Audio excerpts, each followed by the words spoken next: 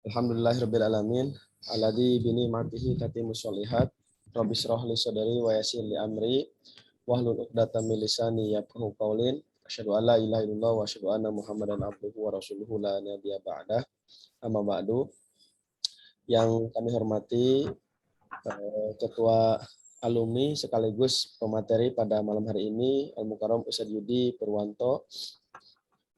Yang kami hormati Ahi Uhti yang sudah berkenan hadir memenuhi undangan kami panitia Semarak yang menyempatkan waktu pada kegiatan Kismis kajian Islami malam Kamis.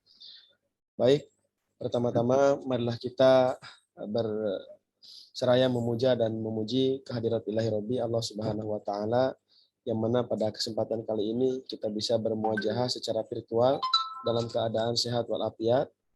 Dan mudah-mudahan kita bisa sama-sama duduk dan menyimak tausiah atau ceramah yang akan disampaikan oleh pemateri. Kemudian sholawat beserta salam semoga selalu tercurah limpahkan kepada uswah kita, qudwah kita, Nabi Muhammad SAW,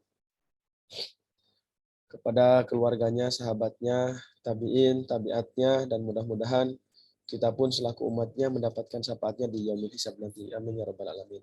Baik, teman-teman, rekan-rekan, keluarga besar Pesantren Muhammadiyah Al-Furqon yang kami banggakan dan kami cintai, izinkan saya untuk memimpin acara pada malam hari ini.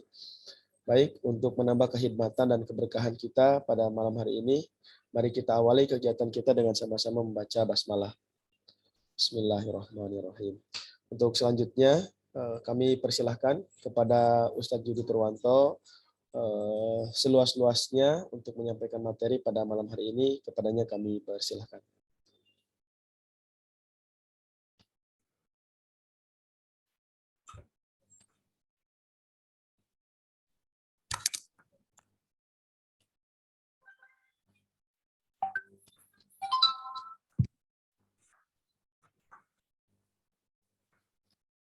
Bismillahirrahmanirrahim. Assalamualaikum warahmatullahi wabarakatuh. Waalaikumsalam warahmatullahi wabarakatuh. Alhamdulillah. Alhamdulillahilladzi ja'ala samsa diya'an wal qamara munira. Asyhadu an la ilaha illallah wa asyhadu anna Muhammadar Rasulullah.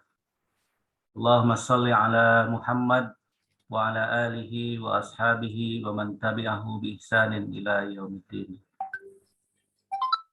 Yang saya hormati rekan-rekan keluarga besar alumni Pesantren Al-Furqon yang insya Allah pada malam hari ini semuanya dalam keadaan sehat walafiat, mudah-mudahan. Amin, alhamdulillah. Rada salah mas alit tadi. Salit ya. Mudah-mudahan sing sehatnya. Pertama-tama marilah kita panjatkan rasa syukur kita kehadirat Allah Subhanahu wa taala. Alhamdulillah di malam hari ini, di malam Kamis ini, di pertemuan yang kedua, kita semua bisa bersilaturahim, bermuajahah, meskipun di dalam dunia maya. Gitu ya. Mudah-mudahan pertemuan kita, silaturahmi kita pada malam hari ini diberikan keberkahan oleh Allah Subhanahu wa taala. Sholawat serta salam semoga tetap selalu tercurah limpahkan kepada panutan alam Nabiullah Muhammad Sallallahu Alaihi Wasallam dan juga kepada keluarganya, kepada para sahabat, para tabiin, tabiut tabiin, hingga kita semua mudah-mudahan termasuk sebagai umatnya yang kelak akan mendapatkan syafaatul udma di yaumul jazaa nanti. Amin. Dan kita semua ditempatkan di dalam tempat yang penuh dengan keriduannya, yaitu jannahnya. Selanjutnya, rekan-rekan keluarga besar alumni Pesantren Al-Furqon yang saya hormati, pada kesempatan malam kali ini, mohon maaf sebelumnya saya dengan tidak mengurangi rasa hormat saya kepada rekan-rekan semua.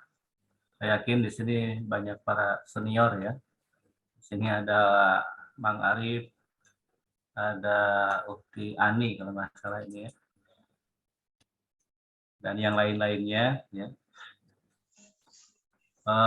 Pada malam hari ini kita akan sebetulnya memudzakarah ya, memurojaah tentang materi yang akan saya paparkan pada malam hari ini, dan tentunya saya tidak bermaksud untuk menggurui rekan-rekan semuanya. Ini hanya dalam rangka tawasau bil haq wa tawasau bis sabr.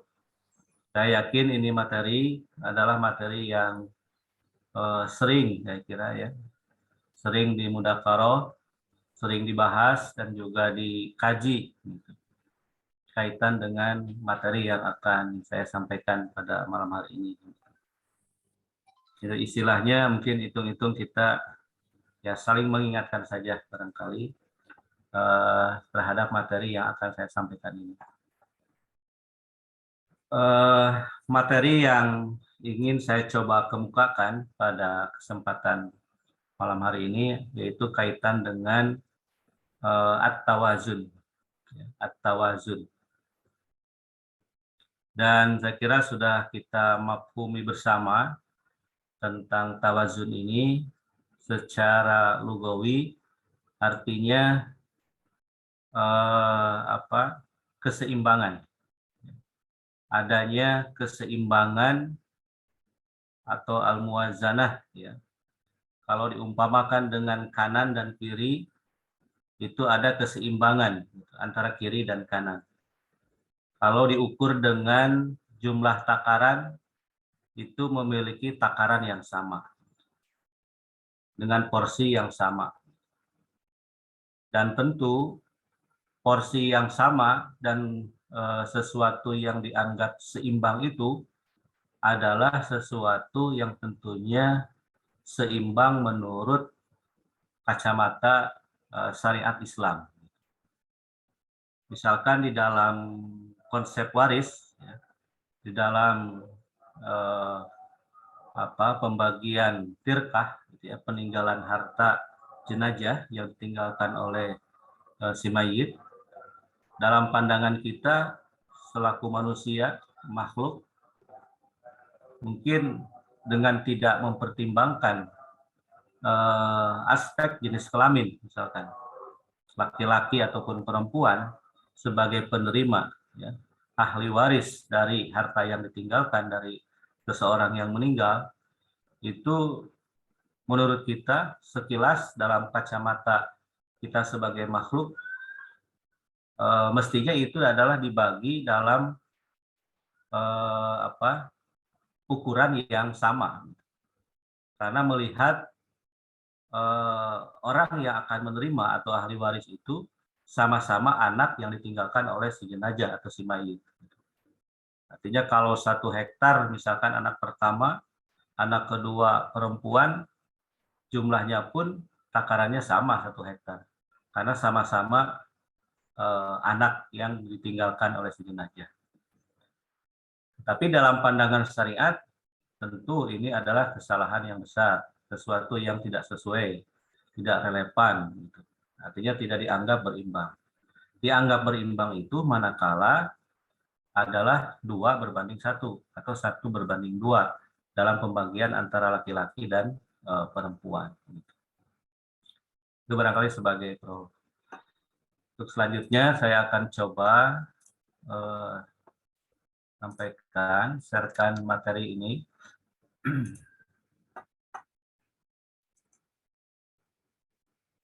Kaitan dengan at-tawazun ini.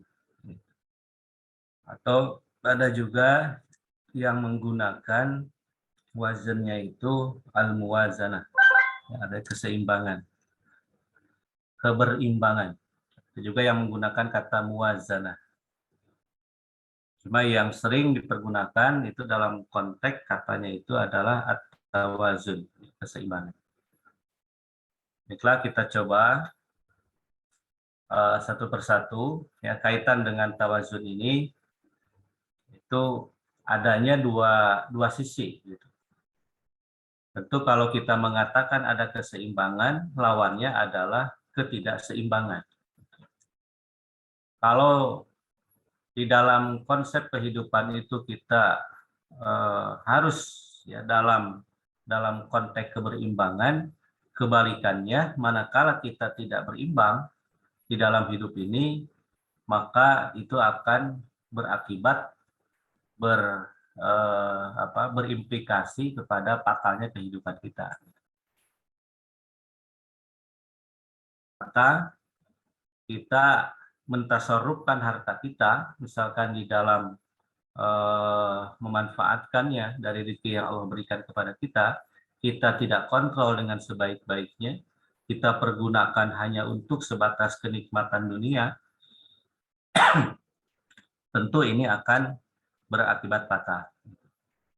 Satu, berakibat fatal mungkin untuk kebutuhan kita sehari-hari. Yang kedua, belum lagi berakibat fatal untuk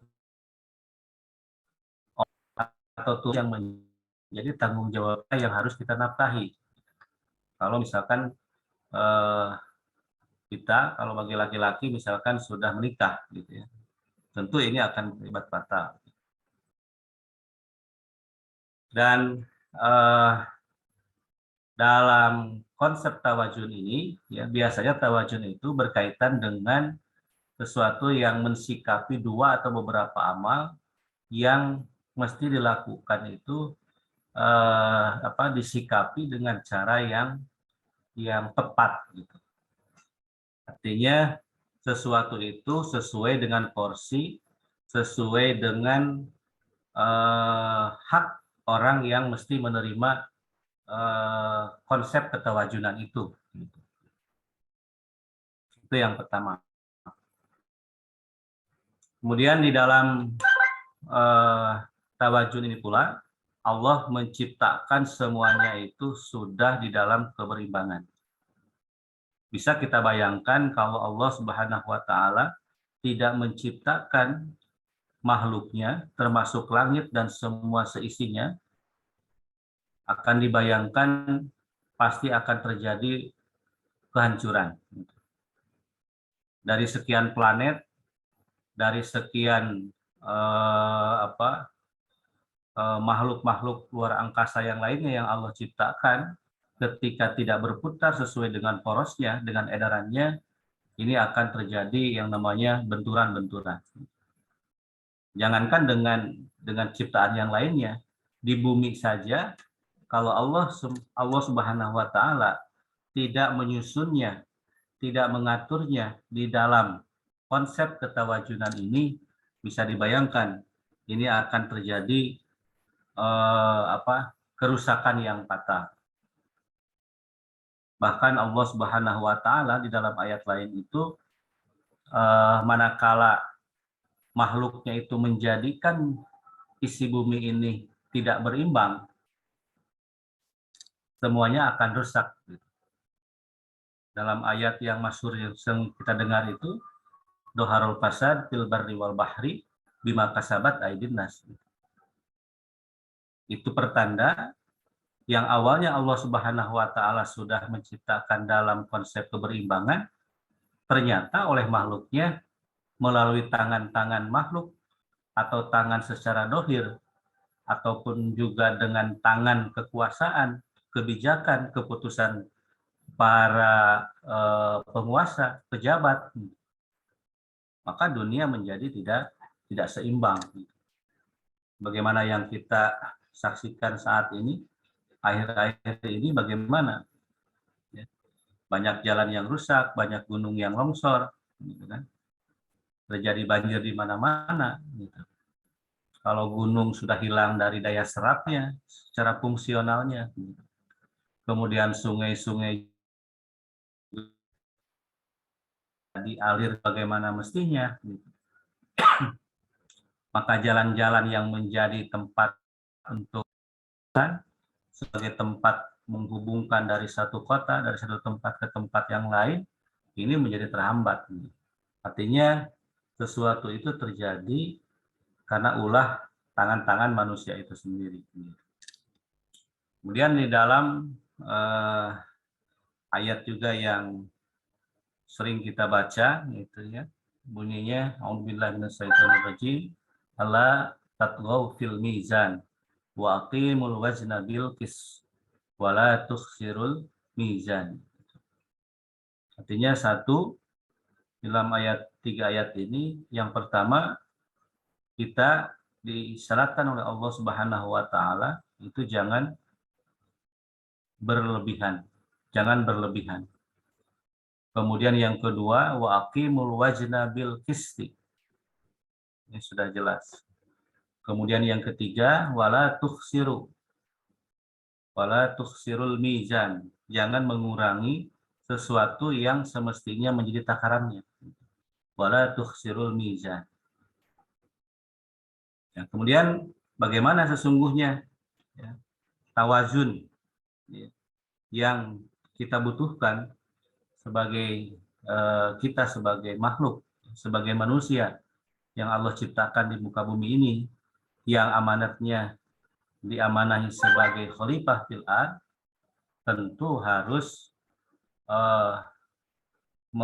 menjaganya sesuai dengan keadaan yang sesungguhnya. Karena manusia ini Allah Subhanahu wa taala ciptakan sesuai dengan fitrah yang dibawanya. Artinya membawa kefitrahan yang suci. Di dalam surah Ar-Rum itu Allah katakan fa'aqim wajhaka lid-dini hanifa fitratallahi allati fataran nasa 'alaiha. Artinya Allah sudah menyebutkan bahwasannya harus menghadapkan wajah-wajahnya itu lid-dini hanifa, untuk ad-din, peruntukannya untuk din, untuk agama ini, hanifa, hanif, secara lurus, secara bersih, secara murni, suci, itu hanif. Karena fitratallahi allati fataran nasa 'alaiha. Karena kefitrahan itu sudah Allah ciptakan untuk sekalian manusia. Belum lagi Allah Subhanahu wa taala di dalam surah yang lain, ya, di dalam surah yang ke-7 ayat 172, begitupun kaitannya dengan konsep Islam yang akan membawa kepada kemaslahatan ini. Kemudian di dalam hadis yang cukup masyhur juga, ya, Rasulullah SAW menyebutkan kullu mauludin yuladu 'alal fitrah. Jadi seluruhnya bahwa kita ini sebagai manusia itu terlahir di dalam keadaan yang fitrah. Karena sesungguhnya yang akan menjadikan itu melenceng, yang merubah dalam kondisi yang berbeda, fa'abawahu yuhawidanihi. Kedua orang tuanya lah, katakan fa'abawahu ini adalah ya turunannya, orang yang mengarahkannya.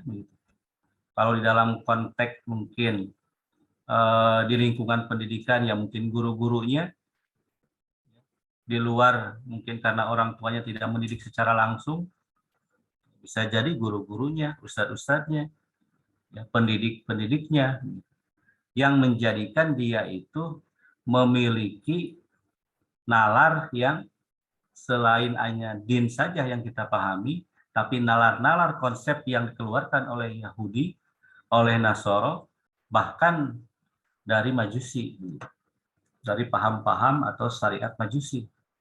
Ini yang Allah karuniakan kepada kita, yaitu fitrah, sifat kefitrahan itu. Nah, kira ini sudah tadi ya kaitannya dengan kefitrahan ini, bahwasanya Allah Subhanahu wa taala menciptakan fitrahnya itu untuk manusia itu dalam kondisi ataupun memiliki kecenderungan mengarah kepada kebaikan. Atau kalau dalam bahasa ayat tadi yaitu adanya dengan bahasa atau kata hanif gitu. kata yang lurus, yang suci, yang bersih. Maka dari itu, ya sesuatu yang telah Allah karuniakan dengan adanya kefitrahan yang hanif itu haruslah kita jaga. Dijaga dalam hal untuk apa? Yaitu untuk menjaga din ini, agama ini tetap lurus sesuai dengan syariat yang diajarkan oleh Allah Subhanahu wa taala melalui Rasul-Nya. Nah, kemudian kaitan dengan kefitrahan ini, ya, agar fitrah yang kita miliki ini terpelihara dengan baik. Jadi diperlukanlah, ya, sangat diperlukanlah yang namanya sikap kita untuk menjaga keseimbangan itu. Dan keseimbangan itu, ya, akan bisa kita rasakan, akan kita raih di dalam hidup ini itu dengan dengan 3 potensi yang kita miliki. Yang pertama adalah jasad, physical being, ya, jasad kita yang sifatnya nyata secara kasat mata yang kita lihat gitu, ya, jirim, jasad.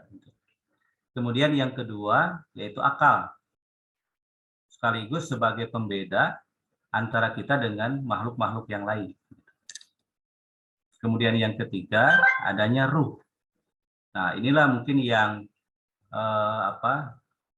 yang seringkali gitu oleh orang yang di luaran sana, katakanlah para kufar, ini sesuatu yang tidak menjadi sesuatu yang dipertimbangkan. Artinya merasa cukup dengan potensi diri yang ada, gitu. Hanya cukup dengan jasad dan akal, gitu. Sehingga ruh itu diasumsikan sebagai sesuatu yang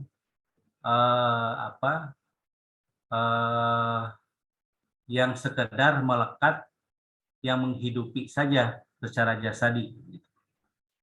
Sementara pandangan terhadap ruhnya itu berpandangan secara liar. Sebagai paham yang sering, ya, pada di zaman awal-awal itu sering di Indonesia saja gitu, dengan adat istiadat itu mengasumsikan ruh itu berputar-putar gitu. Manakala seseorang itu sudah meninggal gitu. Di hari pertama, di hari kedua, di hari ketiga dan seterusnya sampai hari-hari yang itu diperkirakan ruh itu akan menghadap, ya, dalam tanda kutip menghadap kepada Robnya dengan asumsi-asumsi semacam itu. Maka dilakukan ritual-ritual yang sesungguhnya itu berseberangan dengan syariat Islam itu sendiri, gitu. Sehingga menjadi salah kaprah. Sehingga untuk melengkapi di dalam paham yang lain itu sampai ada untuk melengkapi jasadnya supaya bisa diterima bumi dan diterima langit dan kembali kepada Robnya dalam persepsi mereka, maka jasadnya pun digali lagi, tulang belulangnya dibersihkan lagi, gitu, untuk menyempurnakan antara hubungan antara jasad dan ruhnya. Nah, saya kira ini sesuatu yang terlalu jauh, gitu ya, terlalu jauh dari pemahaman untuk bisa menggali dari ketiga potensi jasad, akal, dan ruh ini. Artinya Islam tidak mengajarkan seperti itu. Bahwasanya jasad, akal, ruh adalah sesuatu yang satu sama lain itu saling bertautan. Artinya ketika jasad tidak memiliki akal ataupun akalnya tidak difungsikan secara baik, maka jasad itu adalah jasad yang tidak akan ada gunanya. Begitupun kalau kita memiliki akal dan jasad saja tanpa ruh, artinya ya kita sudah meninggal. Artinya dicabut, ya, ruh itu kembali kepada Sang Pencipta yaitu Allah Subhanahu wa taala. Rekan-rekan yang saya hormati, untuk selanjutnya ya, untuk bisa menyeimbangkan gitu ya, dari sisi jasadi, dari sisi akal dan juga dari sisi ruh ini ya, tentu kalau mungkin istilah saya harus ada makanannya gitu ya. Harus ada supply-nya gitu.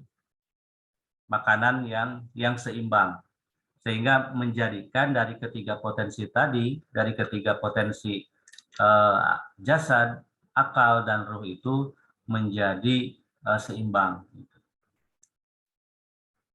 Tentu dalam memberi makannya itu ya dalam dalam dalam sesuatu kondisi yang seimbang, adil. Artinya sesuai dengan keperluannya. Tidak tidak memberikan makanan kepada jasadnya itu ataupun kepada akalnya, kepada ruhnya itu secara berlebih. Nah, yang pertama yaitu kita ya memberi makan itu kepada jasad.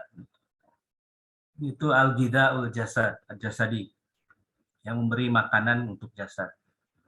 Tentu makanan untuk jasad ini yang makanan yang biasa kita konsumsi gitu. Secara kebutuhan yang manusiawi gitu.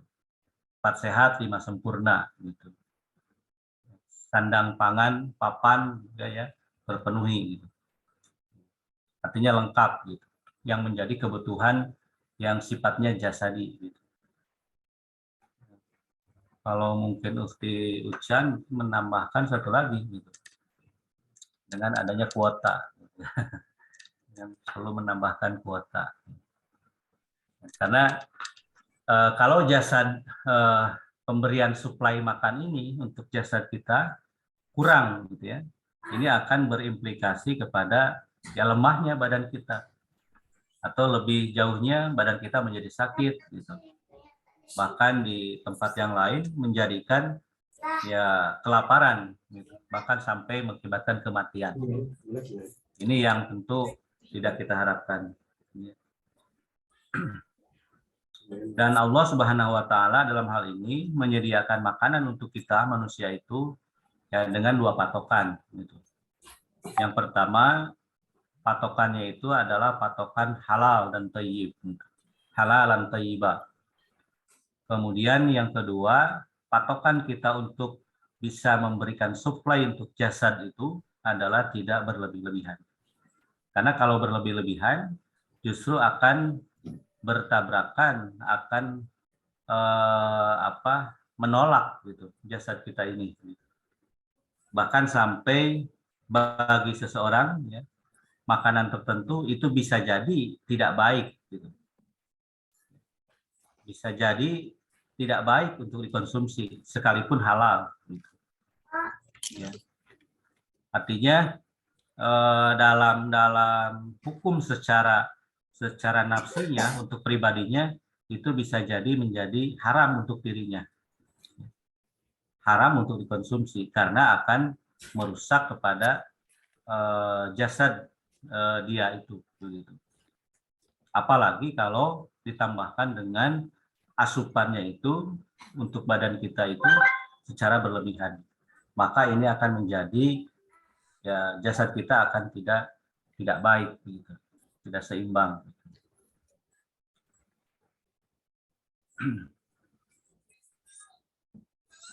Kira ini kita lewat ya.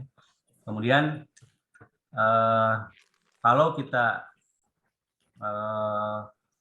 memberikan ya asupan makanannya itu halal ya, makanannya thayyib, tidak berlebihan begitu. Ini pun akan menjadikan ya badan kita juga akan baik gitu. Dan pekerjaan kita juga akan baik. Beda halnya kalau kita memberikan sesuatu yang tidak halal, tidak baik, maka akan berimplikasi juga kepada dirinya, ya, kepada diri kita sesuatu yang berseberangan dengan syariat ini, sehingga melakukan pencurian, mohon maaf, gitu kan, melakukan penipuan, menipu orang lain, menipu teman dan lain-lain. Bahkan hartanya itu akan mengalir kepada keturunan dan berakibat kepada sikap dan tabiat gitu ya, atau akhlak dari keturunan kita menjadi pribadi yang tidak baik gitu. Itu barangkali ya. Kemudian yang kedua, supply ya dari sisi akal ya. Dari potensi yang kedua yaitu al-ghidaul aqli. Ya, kita memberikan supply juga untuk akal kita itu ya dengan ilmu. Kalau sekarang mungkin kita perlu mengasah literasi, ya, rajin membaca, rajin melakukan sesuatu yang sifatnya perlu dikaji secara ilmiah. Begitu. Artinya harus melek, gitu. Melek literasi. Gitu. Ini bagian dari kita memberikan asupan untuk akal kita. Dan kita, ya termasuk saya kira kita merasa kurang gitu ya untuk makanan itu, manakala itu diterjemahkan dengan makanan untuk jasad saja gitu. Sehingga kita berasumsi ya kita perlu healing gitu kan, perlu jalan-jalan, relaksasi gitu, karena badan sudah lelah gitu. Tapi kadang kita manakala ya akal kita kurang asupan ilmu ya, kurang ataupun jarang hadir di majelis ilmu gitu kan, jarang membuka kitab, jarang membuka buku gitu kan, atau jarang ya mengkaji satu keilmuan gitu, kita kadang menjadi sesuatu yang abai gitu. Sesuatu yang kadang kita seperti tidak ada yang kurang gitu, ketika akal kita kurang dijejali dengan yang namanya ilmu gitu. Sehingga kalau secara kasat mata mungkin ya kurus kita ya, kurus dari sisi keilmuan gitu. Dengan bahasa lain yang mungkin ya membuat kita tersinggung, ya kita menjadi bodoh gitu. Menjadi kurang ilmu, miskin ilmu gitu. Ya seperti itu. Artinya seperti halnya kita dalam mengurus jasad kita, ya ilmu pun mesti menjadi bagian terpenting yang harus kita suntikan, yang harus kita suplaikan untuk akal kita. Sehingga dari sisi jasad sudah baik, kemudian didukung dengan suplai akal yang cukup dengan keilmuan yang mumpuni, begitu kan. Kalau di dalam mungkin akademisi itu bisa linier, begitu kan, dari S1, S2, S3, begitu kan, bahkan menjadi guru besar dan seterusnya, gitu. Sebagai ahli ilmu, sebagai maroji di dalam keilmuan, gitu. Ini adalah sesuatu yang mesti mungkin kita pupuk untuk diri kita semua dan juga untuk ya nasab ya atau keturunan yang ada di kita semua. Gitu. Jangan sampai kita dalam hal ini terjerembab ya. Tentu dalam mensuplai akal kita juga jangan sampai terjebak dengan ilmu-ilmu dari syariat. Misalkan mengkaji ilmu sihir, gitu kan, ilmu pelet, gitu, atau mungkin ilmu mencuri, ilmu-ilmu yang tidak sesuai gitu dengan tuntunan syariat. Alhamdulillah min dzalik.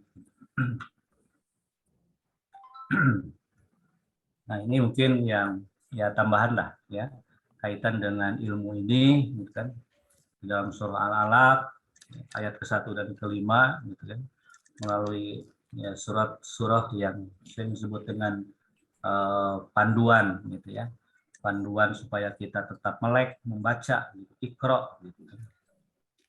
Kemudian Al-Qalam, ya, Al-Muzamil ayat ke-1 sampai 19, Allah memerintahkan juga kepada kita untuk ya senantiasa membaca Al-Quran ya, dengan tartil. Mengapa dengan tartil? Ya karena dengan tartil kita membaca Al-Quran, ya kita bisa mengkaji, bisa memaknai, memahami dari kandungan yang kita baca. Tidak hanya sekedar khotam, yang istilahnya melabrak dari kaidah-kaidah, bahkan juga mohon maaf gitu kan, dari kandungan yang kita baca atau ayat yang kita baca kadang dipakai sesuatu yang tidak relevan dengan makna yang kita baca gitu.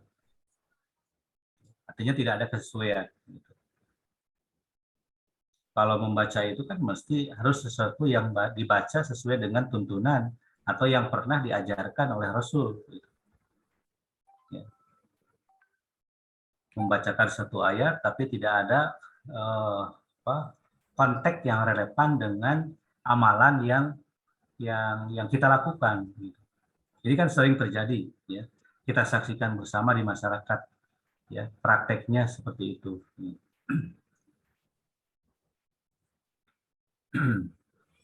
Kemudian jika ilmu yang Allah karuniakan itu ya kepada kita itu berkembang dengan baik ya, sesuai dengan disiplin keilmuan yang kita geluti gitu, maka akan muncul ya, sesuatu yang bersifat hikmah. Jadi ada hikmah, ada kebijakan-kebijakan, sikap-sikap yang bijak gitu, yang muncul daripada ilmu itu. Misalkan kalau secara secara kasat mata gitu kan, orang yang memiliki keilmuan yang mumpuni itu akan, kalau secara filosofi ilmu padi itu ya akan tampak ketawaduannya, kemudian ketika berbicara pun ya akan keluar dari mulutnya itu sesuatu yang bijak gitu, ya, dalam memberikan solusi di dalam sebuah permasalahan atau di sebuah sesuatu yang terjadi di hadapannya. Artinya di sini dalam hikmahnya itu ya tentu dengan memahami yang namanya Al-Quran. Kemudian terjadinya al-isobah, ya. Al-isobah bil qaul wal fi'al. Adanya kesesuaian antara qaul dan perbuatan, ya. Antara ucapan dan perbuatan. Kemudian muncul juga hikmah itu ya dengan mengenal agama dan memahaminya gitu. Sampai harus mengikuti dari apa yang keluar dari sesuatu yang bersifat hikmah tersebut. Kemudian hikmah itu sendiri kita pahami adalah adanya pemahaman yang kuat. Pemahaman yang kuat yang muncul dari seseorang yang memiliki ilmu itu. Kemudian berikutnya, dengan munculnya hikmah itu muncul rasa khosyah, rasa takut. Karena merasa Allah Subhanahu wa taala yang As-Sami, ya, Al-Basir,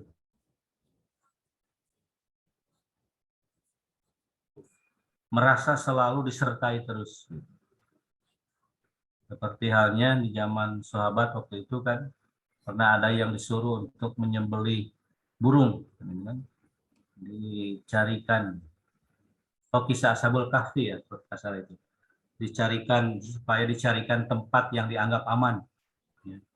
Tempat yang dianggap tidak. Ternyata ada seseorang yang berbeda, dia menganggap seperti ada yang melihat terus. Artinya rasa khosyahnya itu ya muncul pada diri. Artinya dari dirinya itu muncul hikmah gitu, dari ketajaman ilmu yang sudah dia pelajari. Kemudian yang terakhir rekan-rekan semua yaitu al-ghidha'ur ruhi, makanan untuk ruh kita dari ketiga potensi tadi. Dari ketiga potensi yaitu jasad, akal, dan ruh, itu yang terakhir adalah al-ghidha'ur ruh, yaitu pemberian suplai untuk ruh kita. Dan makanan ruh tentunya dalam hal ini ya zikrullah. yaitu sering mengingat kepada Allah Subhanahu wa taala. Karena kita digerakkan, kita dikendalikan, bahkan kita dikaruniai dari jasad dan dari akal itu, ya, itu dengan adanya Allah Subhanahu wa taala sebagai zat yang maha segalanya tentunya. Dan ini tentu ya oleh sebagian orang gitu kan, bahkan oleh orang yang istilahnya tidak meyakini bahwa agama itu adalah yang menuntun kepada kebaikan dunia dan akhirat, ini terkadang menjadi sesuatu yang diabaikan. Di ruh kita menjadi lapar, ruh kita menjadi gersang. Yang muncul, ya, kita mungkin diri kita itu muncul kegelisahan. Tiba-tiba merasa tidak tenang. Tiba-tiba merasa ada sesuatu yang kurang. Gitu. Itu artinya mungkin ruh kita ya, itu sedang kering. Ruh kita sedang kurang dari yang namanya makanan. Dan makanan yang dimaksud itu adalah zikrullah. Ingat kepada Allah Subhanahu wa taala. Artinya tempat mengadu segala permasalahan kita, apa yang terjadi pada diri kita dari semua permasalahan kehidupan ini, sekecil apapun, itu adalah ar-ruju ilallah. Tempat kembalinya itu adalah kepada Allah Subhanahu wa taala. Ilaihi rajiun. Artinya kita kembali kepada Allah Subhanahu wa taala. Tidak hanya secara jasad saja. Kita jasad ini kembali kepada Allah berikut dengan ruhnya, kita sering refleks mengatakan innalillahi wa inna ilaihi rajiun. Memang betul, itu yang dicontohkan. Tapi kadang kita ketika ruh ini merasa kering, ya, tidak rojiunnya itu tidak kepada Allah, malah rojiun kepada makhluk lagi. Mohon maaf, gitu ya. Ini yang saya rasakan pula, saya kira begitu ya. Ya, rojinya itu kepada makhluk lagi. Gitu. Untuk membuat tidak gelisah, ya, untuk bisa menjadikan jasad kita ini menjadi tidur, rileks, gitu ya, istirahat. Kadang kita melampiaskan dengan makhluknya lagi, gitu. Dengan makhluknya lagi. Semestinya kita mengadukan itu, kendalinya itu, ya, ruh kita itu dikendalikan oleh diri kita, yaitu dengan kita selalu mengingat kepada Allah Subhanahu wa taala. Ya, tentu dari akibat ya kelemahan yang kita miliki dari ruh yang tidak terkontrol ini, ya, maka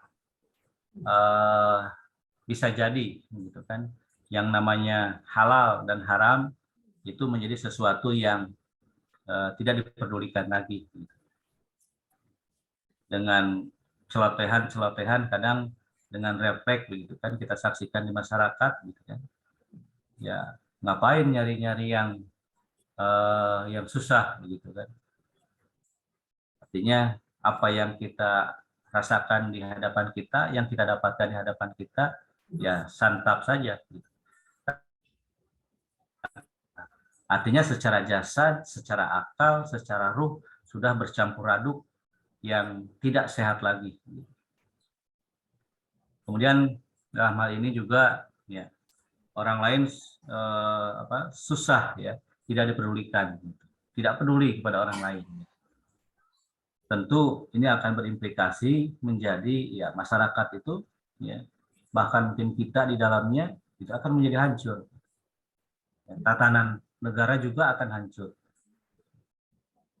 Kemudian yang terjadi ketika ruh ini tidak terkontrol, ya, berikut juga dengan jasa dan akalnya, artinya kita hanya mempedulikan diri kita sendiri. Ya. Yang penting diri saya, gitu kan. Yang penting saya selamat, penting saya kenyang, gitu. Yang penting saya aman. Artinya sudah tidak lagi memikirkan untuk kepentingan orang lain. Ini yang menjadi manakala begitu kan dari secara jasad, akal, dan ruh itu tidak berimbang. Ini akan menjadi berakibat fatal. Saya katakan di awal tadi, ya, ini akan berimplikasi sesuatu yang fatal di dalam kehidupan.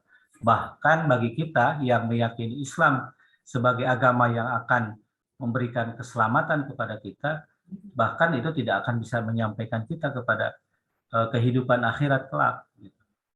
Manakala ketiga potensi ini tidak kita tata, tidak kita manfaatkan secara baik. Gitu. Ini kan sudah jelas. Gitu. Wabtagi fima ataqallah darul akhirah walatan sanasibaka minad dunya. Saya kira ini cukup, ya, kita sudah mafhum bersama. Gitu. Mengejar akhirat, ya, tapi tetap dunia tidak dilupakan. Kewajiban kita mencari rezeki yang halal, gitu kan. Beramal sebanyak-banyaknya di dunia, gitu, untuk kehidupan kita di akhirat tentunya.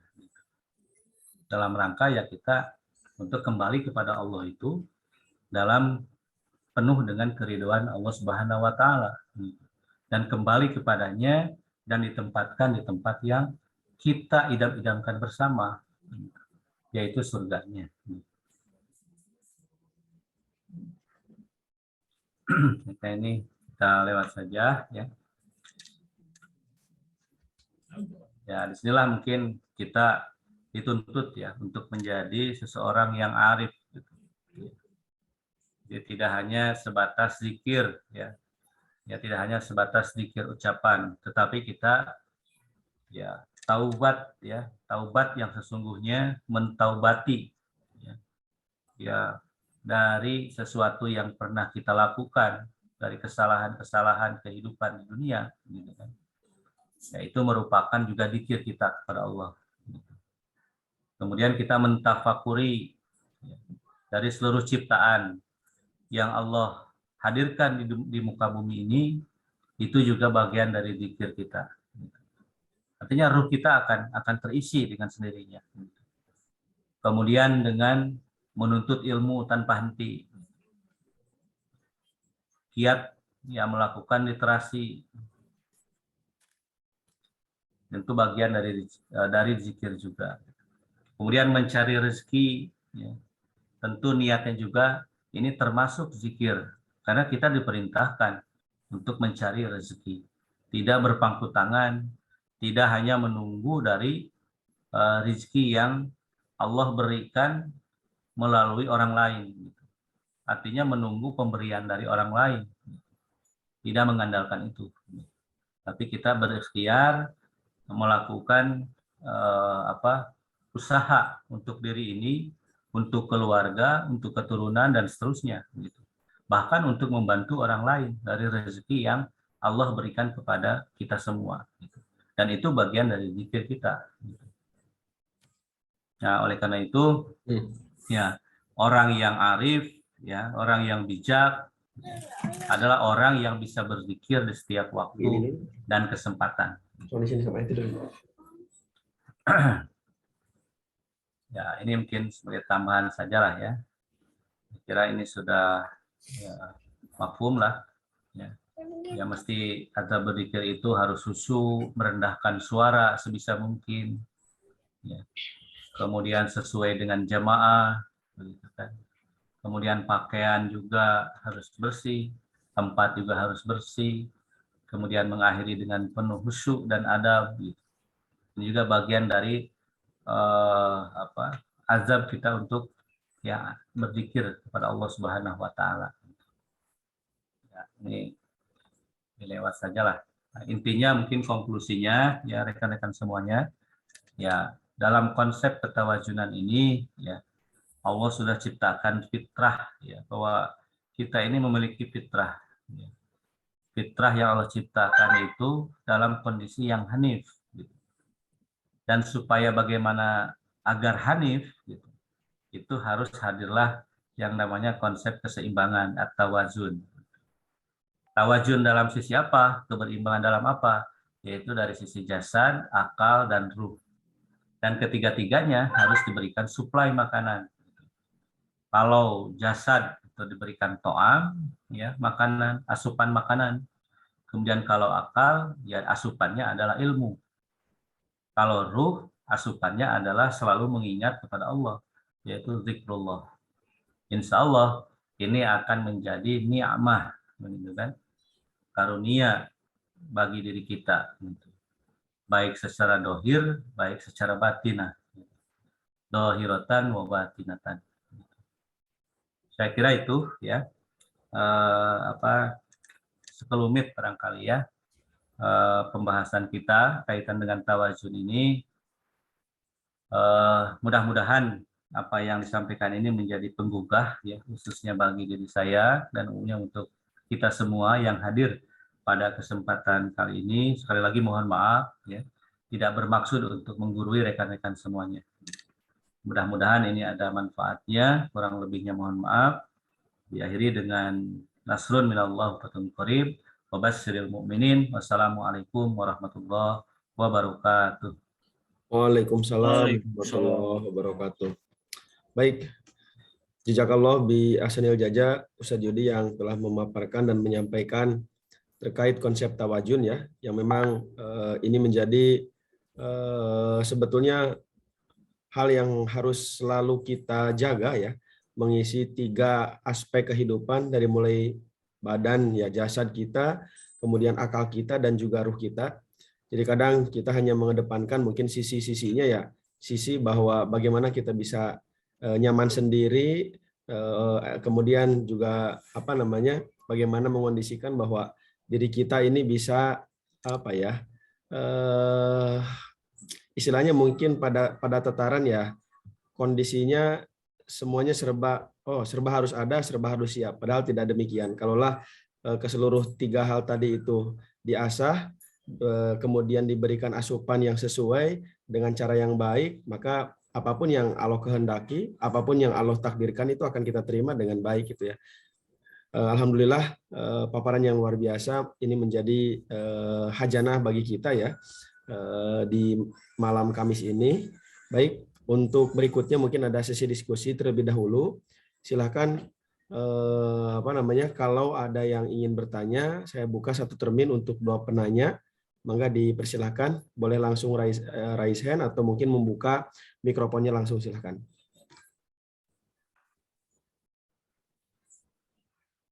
Oh iya, tadi ada pertanyaan tadi, sudah di-share itu materi tadi? Oh sudah ya. Oh, sudah Mungkin saya bantu share juga di grup ini ya, di grup info. Mangga silakan teman-teman, kalau ada yang ingin bertanya boleh langsung. Mudah-mudahan nggak ada lah, cukup dah. Cukup. Kalau ada pun pertanyaan mungkin dijawab oleh Ustaz Bella aja lah. Masya Allah.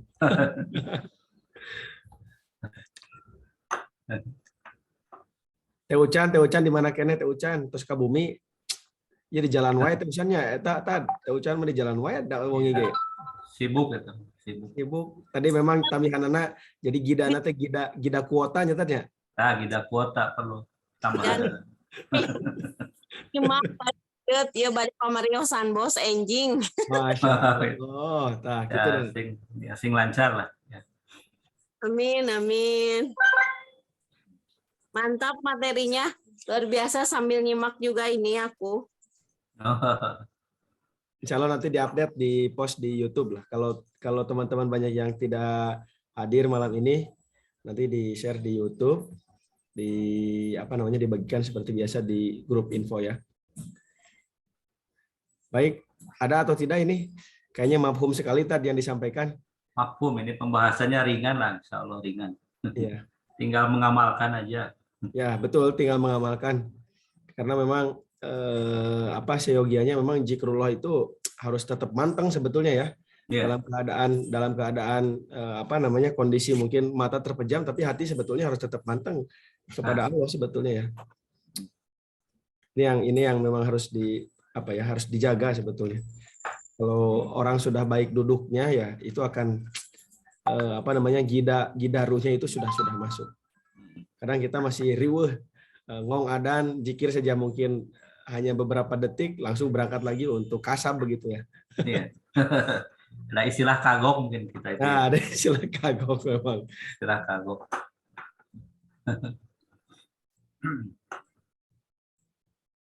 Sepertinya Sepertinya tidak ada lah. Udah sepertinya waktu tidak ada tadi ya. Bella ya. Baik, Iya. sebelum diakhiri mungkin ada closing statement Tad, apapun itu ya, baik dari kegiatan milad ataupun kegiatan yang lain, atau juga mungkin mau menyampaikan kegiatan nanti tanggal 18 Oktober, mangga Tad, mungkin bisa diwakili Tad.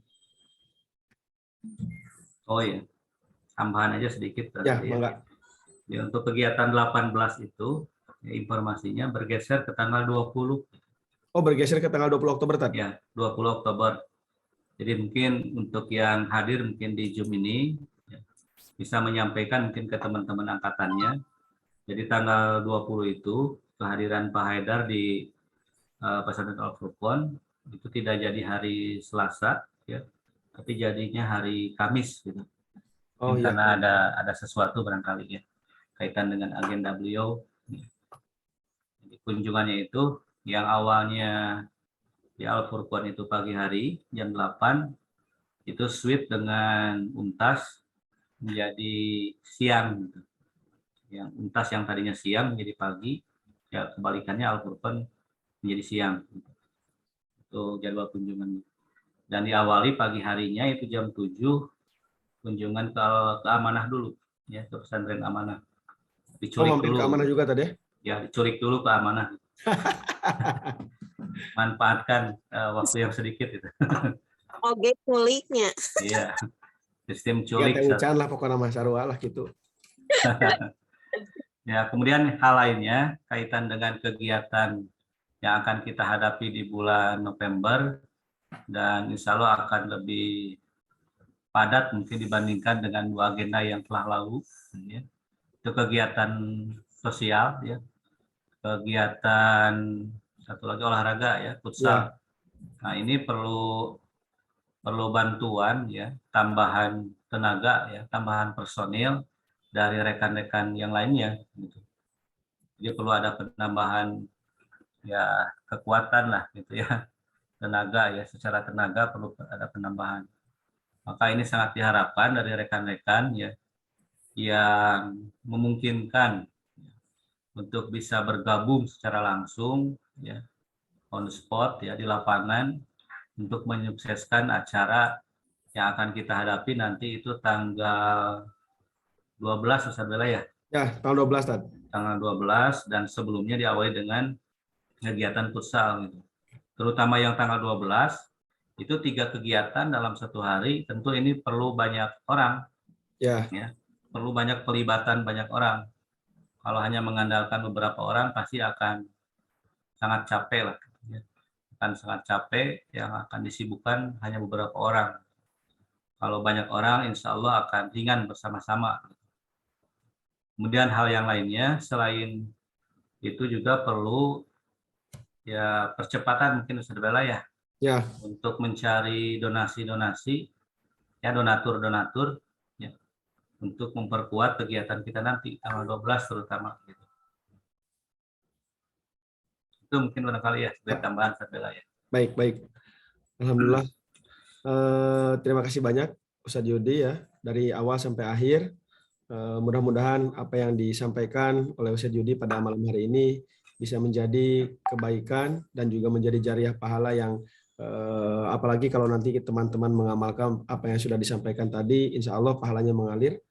Dan mudah-mudahan kita juga bisa melaksanakan apa yang disampaikan tadi, gida-gida dari mulai gida jasad, gida ruh, dan gida akal tadi bisa mulai sedikit-sedikit kita istiqomahkan sesuai dengan kemampuan yang bisa kita lakukan. Mudah-mudahan di kajian Kismis mendatang bisa lebih semarak dan teman-teman mungkin yang hadir malam hari ini bisa menyampaikan di grupnya masing-masing. Sekali lagi kami haturkan terima kasih banyak kepada teman-teman yang sudah hadir, meluangkan waktu kita sama-sama menuntut ilmu di majelis Kismis ini. Dari kami mohon maaf apabila banyak hal yang kurang berkenan, dan dari saya pribadi selaku moderator mohon maaf apabila ada kata-kata yang kurang berkenan. Mari kita sama-sama akhiri kajian Kismis ini dengan sama-sama membaca doa kafaratul majlis dan hamdalah. Subhanakallahumma wa bihamdika asyhadu an la ilaha illa anta astaghfiruka wa atubu ilaik. Alhamdulillahirabbil alamin. Nasrun minallahi wa fatun qarib. Assalamualaikum warahmatullahi wabarakatuh. Waalaikumsalam warahmatullahi wabarakatuh. Hatur nuhun kasadayana. Mangga. Satu lagi Ustaz Bella, untuk yang belum pesan kaos ditunggu ya. Siap. Siap. Nanti insya Allah saya menginfokan ya di grup terkait mungkin PO untuk yang gelombang sekarang sampai tanggal berapa supaya nanti mudah-mudahan bisa disegerakan lah ya dalam artian proses produksi dan juga proses penerimaan dari pemesanannya juga bisa segera gitu. Baik, itu saja. Hatur nuhun kasadayana. Ku abdi ditutup jumna. Mangga wilujeng leleson, wilujeng istirahat. Assalamualaikum. Waalaikumsalam. Waalaikumsalam warahmatullahi wabarakatuh. Tuh.